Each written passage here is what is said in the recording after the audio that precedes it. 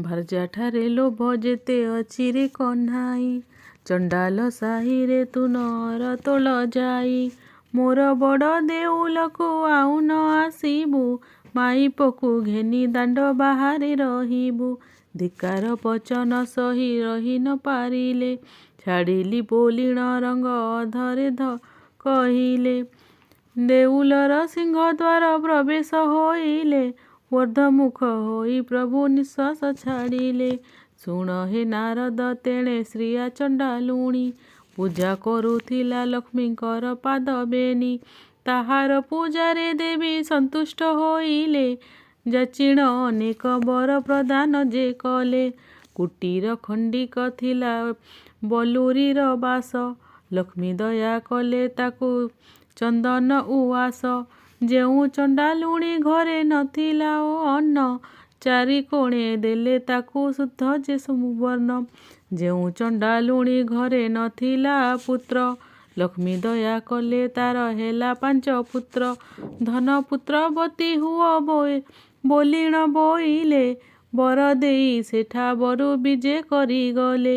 ଲକ୍ଷ୍ମୀ ହେତୁ ଚଣ୍ଡାଳୁଣୀ ହେଲା ଭାଗ୍ୟବତୀ, ଏବେ ଶୁଣ ହେ ନାରଦ ଅପୂର୍ବ ଭାରତୀ। ସିଂହଦ୍ୱାରେ ବିଜୟ ଲକ୍ଷ୍ମୀ ଯେ ମହାମାଇ, ଦେଖିଲେ ଦୁଆରେ ବସିଛନ୍ତି ବେନି ଭାଇ।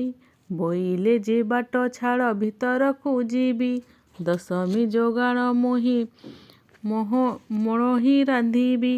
ଗୋବିନ୍ଦ ବୋଇଲେ ଲକ୍ଷ୍ମୀ ହୋଇଲ କି ବାଇ, ଚଣ୍ଡାଳ ସାହିକି ଯାଇଥିଲୁ କାହିଁ ପାଇ।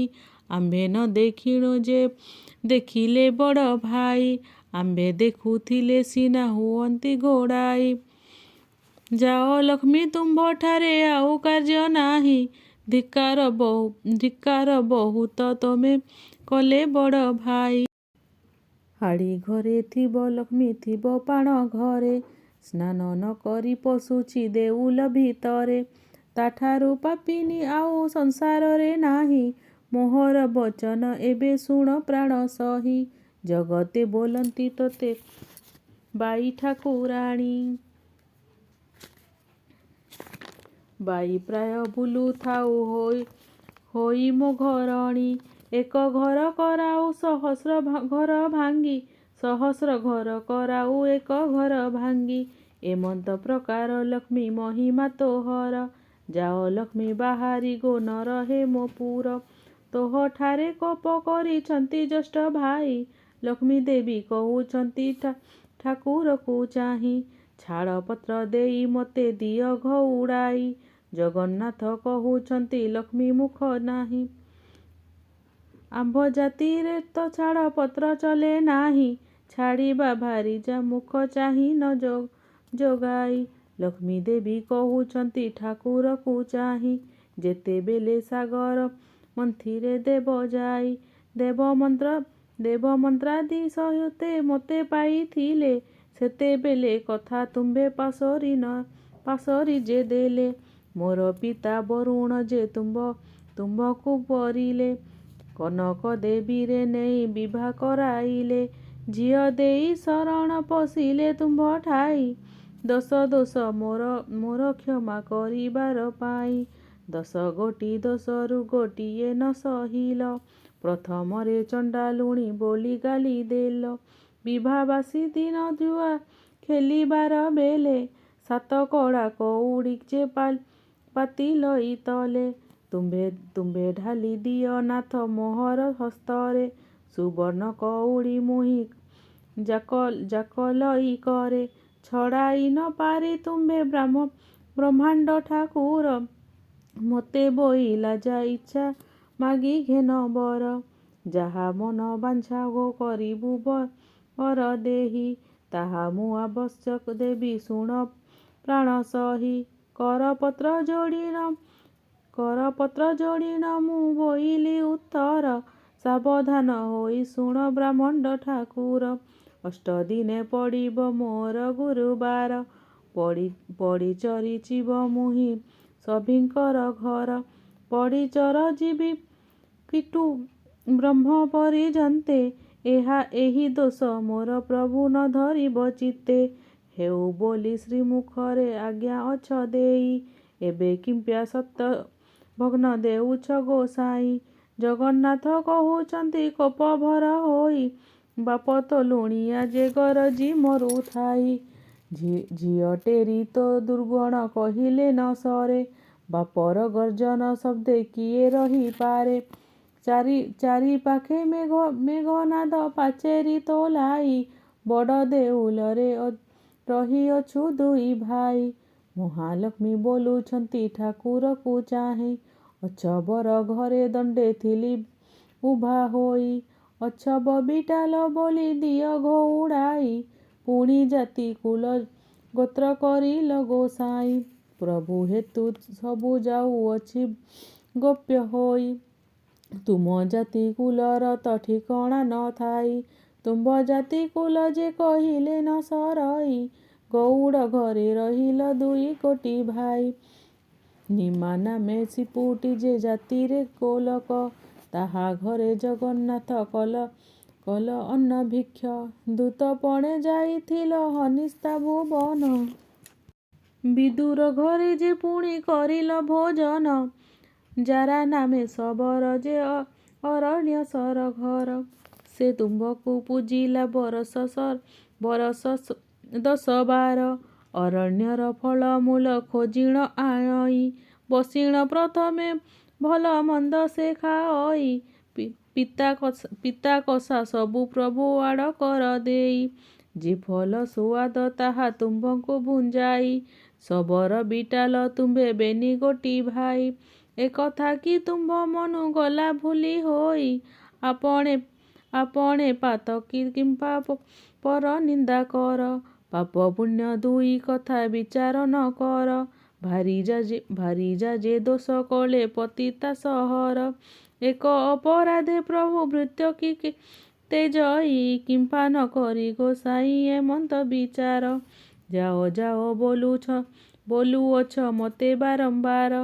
ଜଗନ୍ନାଥ କହୁଛନ୍ତି ଏମନ୍ତ କରିବା, ମାଣେ ପଡ଼ି ତୋତେ ନିତ୍ୟ ହେଉଥିବା। ଭାଇକୁ ବୁଝାଇ ପଛେ ତୁମ୍ଭଙ୍କୁ ଆଣିବୁ, ଭାଇଙ୍କ ଆଜ୍ଞା ଅବଜ୍ଞା କେଭେ ନ କରିବୁ। ଲକ୍ଷ୍ମୀ ଦେବୀ କହନ୍ତି ପଡ଼ିରେ କାର୍ଯ୍ୟ ନାହିଁ, ଅନାଥ ରକ୍ଷ ପ୍ରାୟ ଯାଉଅଛି ମୁହିଁ।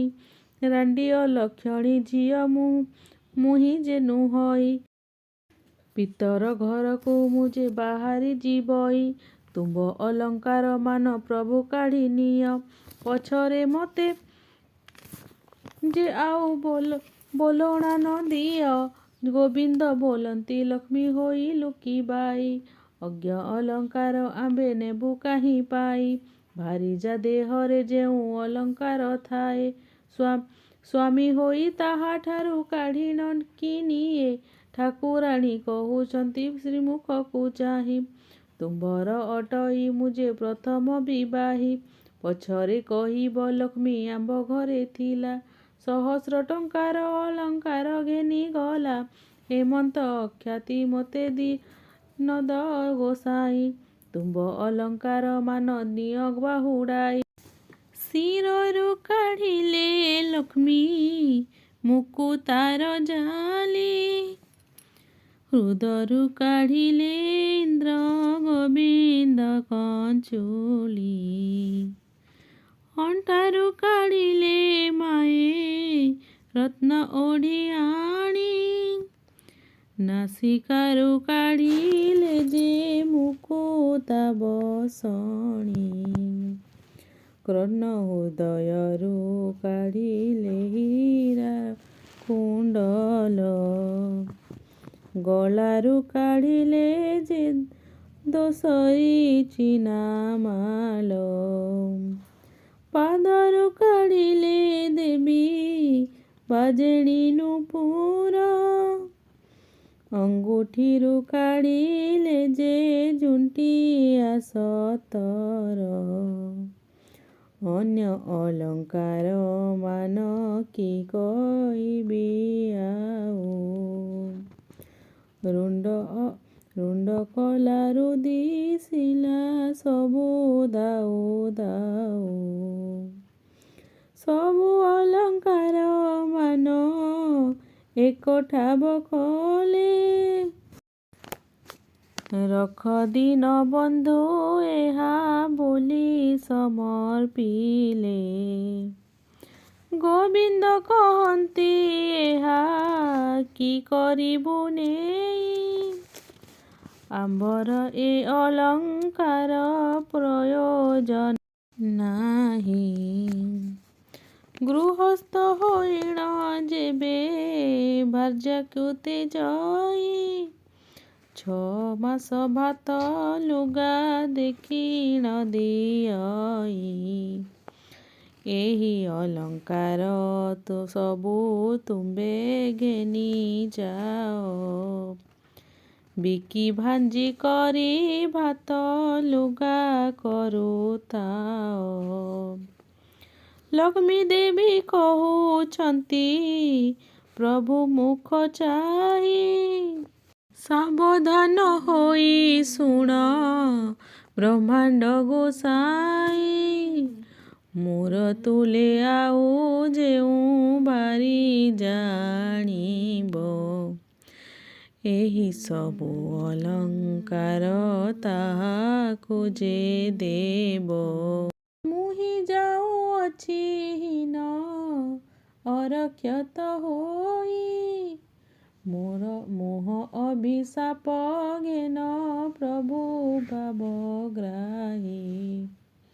ସେତେ ଯେବେ ଚନ୍ଦ୍ର ସୂର୍ଯ୍ୟ ଅନ୍ତି ଅତଜାତ। ତୁମ୍ଭଙ୍କୁ ଅନ୍ନ ନ ମିଳୁ ଆହେ ଜଗନ୍ନାଥ। 12 ବର୍ଷ ଯାଏ ତୁମ୍ଭେ ଦରିଦ୍ର ହୋଇବ। ଅନ୍ନ ବସ୍ତ୍ର ଜଳ ଯେ ତୁମ୍ଭକୁ ନ ମିଳିବ। ମୁହିଁ ଚଣ୍ଡାଳୁଣୀ ଯେବେ ଟେକି ଦେବି ଅନ୍ନ। ଭୋଜନ କରିବେ ତେବେ କାଳିଆ ଗଞ୍ଜନ।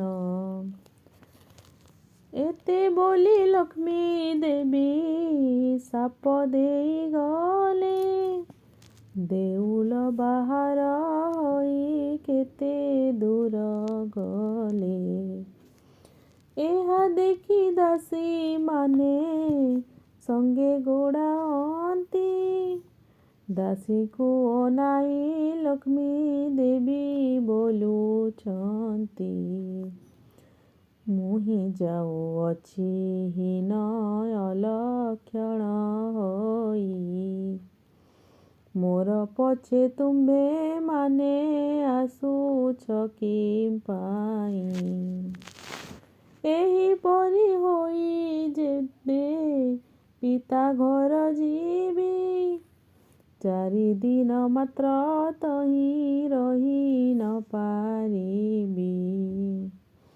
ଜଗନ୍ନାଥ ପ୍ରାୟ ବନ୍ଧୁ ପିତା ଘର ଯିବେ। ତାଙ୍କୁ ଦେଖି ପିତା ମୋତେ ସମର୍ପଣ ଦେବେ। ଶାପ ଦେବା ଫଳ ମୋହଇବ କାରଣ। ଦରିଦ୍ର ନହିବେ ପ୍ରଭୁ ଦେବ ଭଗବାନ।